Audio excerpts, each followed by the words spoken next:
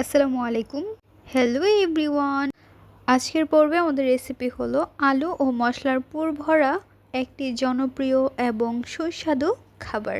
এটি বাইরে থেকে হালকা মুচমুচে এবং ভেতরে নরম ও মশলাদার হয়। সকালের নাস্তা কিংবা বিকেলের নাস্তার জন্য একদম পারফেক্ট। মজাদার এই আলুর পরোটা দই অথবা মালাই বাটারের সঙ্গে খেতে তো আরও ভীষণ ভালো লাগে। শিশু থেকে বড় সব বয়সেরই মানুষের পছন্দের একটি রেসিপি। চলুন রেসিপিটি আমরা ধাপে ধাপে দেখে নিই। প্রথমেই আমরা নিয়ে নিচ্ছি আলুগুলো সিদ্ধ করে নিতে হবে। এখন আমরা একটি মিক্সিং বলের মধ্যে নিয়ে নেব ময়দা। আপনারা চাইলে আটাও ব্যবহার করতে পারেন। দিয়ে দিচ্ছি স্বাদ অনুযায়ী লবণ, সাথে দিয়ে দিচ্ছি চিনি। এখন আমরা দিয়ে দিব সয়াবিন তেল। পরিমাণ অনুযায়ী সয়াবিন তেল দিয়ে দেওয়ার পর আমরা হাত দিয়ে ভালোভাবে মিশিয়ে নেব। একটু সময় নিয়ে ভালো করে মিশিয়ে নিয়ে নেওয়ার পর ময়দাটি যখন হাতে চাপ দিলে দলা হয়ে যাবে, তখন আমরা এর মধ্যে পানি ব্যবহার করব। এখানে আমরা গরম পানি দেইনি, নর্মাল পানি দিয়ে ডোটি তৈরি করে নিচ্ছি। তবে হ্যাঁ, একবারেই পানি দেওয়া যাবে না, অল্প অল্প করে দিয়ে ডোটি তৈরি করে নিতে হবে। সময় নিয়ে ডোটি আমরা মুথে নিচ্ছি। যত ভালো করে ডোটি তৈরি করা হবে, রুটি বা পরোটা ততটাই সুন্দর হবে। তাই একটু সময় নিয়ে ভালো করে সফটলি ডোটি তৈরি করে নিচ্ছি। এই তো ডো তৈরি করা হয়ে গিয়েছে। এখন আমরা রেস্টে রেখে দেব। আলু সেদ্ধ হয়ে গিয়েছে, খোসা ছাড়িয়ে নিয়েছি। এক এক করে সবগুলো আলু আমরা ম্যাশ করে নেব। এখন আমরা আলুর মধ্যে দিয়ে দিব কাঁচামরিচ কুচি, লাল এবং সবুজ কাঁচামরিচ কুচি, দেখতে কত সুন্দর লাগছে। জিরের গুঁড়ো, স্বাদ অনুযায়ী লবণ, ভাজা জিরের গুঁড়ো, ধনিয়ার গুঁড়ো। এখন দিয়ে দিব পেঁয়াজ বেরেস্তা। অনেকেই কাঁচা পেঁয়াজ ব্যবহার করে, কিন্তু আমরা পেঁয়াজটি ভেজে নিয়েছি, এইভাবে খেতে আরও বেশি ভালো লাগে। সাথে অ্যাড করে দিয়েছি চিলি ফ্লেক্স। হাত দিয়ে ভালো করে মিশিয়ে নিতে হবে। সবগুলো উপকরণ একত্রে মিশিয়ে নিয়ে নেওয়ার পর এর মধ্যে আমরা দিয়ে দিব একটি লেবু। লেবুটি আমরা 2 ভাগ করে কেটে নিয়েছি। লেবুর রসটি চিপে নিচ্ছি। লেবুর রস দিয়ে দেওয়ার পর হাত দিয়ে ভালো করে আবারও আমরা আলু ভর্তাটি মিশিয়ে নিচ্ছি।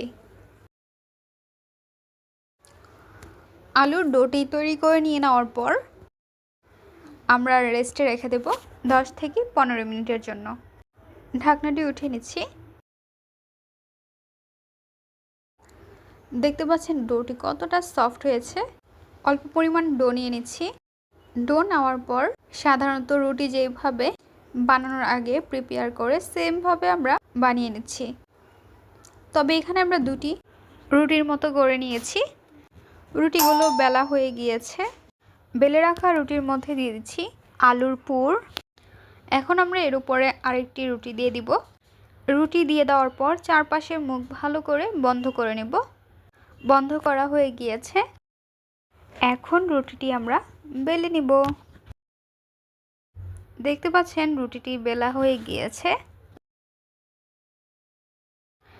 এখন আমরা সেমভাবে আরেকটি রুটি বেলে নেব। প্রথমেই আমরা 2 ভাগ করে নিচ্ছি, তারপর আমরা বেলে নেব। বেলে নিয়ে নেওয়ার পর রুটির মধ্যে আমরা আলুর পুর ভরে নেব। আলুর পুরটি দিয়ে দেওয়ার পর চারপাশের মুখ আবারও ভালো করে বন্ধ করে নিতে হবে। বন্ধ করে নিয়ে নেওয়ার পর রুটিটি আমরা বেলে নেব। বেলে নেওয়া শেষে চুলায় বসিয়ে দিচ্ছি একটি তাওয়া। দিয়ে দিচ্ছি সয়াবিন তেল। তেল দিয়ে রুটিটি আমরা দিয়ে দিয়েছি। লো ফ্লেমে রেখে রুটিটি ভেজে নিতে হবে। রুটির এক পাশ হয়ে গেলে আরেক পাশ উল্টে নিতে হবে। মুচমুচি করার জন্য এর উপরে আবারও দিয়ে দিচ্ছি অল্প পরিমাণ সয়াবিন তেল। তেল দিয়ে রুটিটি আমরা ঘুরিয়ে ঘুরিয়ে ভেজে নিচ্ছি।